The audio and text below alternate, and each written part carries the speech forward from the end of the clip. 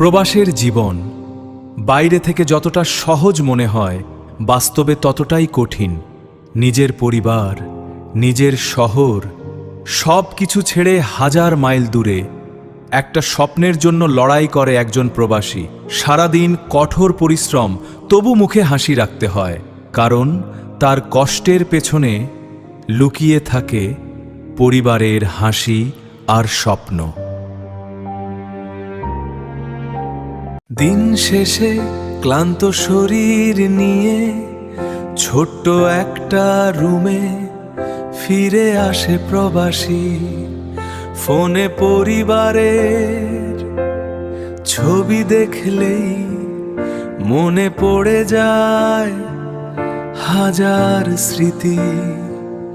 তবু পরিবারের হাসির জন্য এই লড়াই থামে না কখনো। কষ্ট শেষ হবে আর পরিবারের কাছে ফিরবে হাসি মুখে।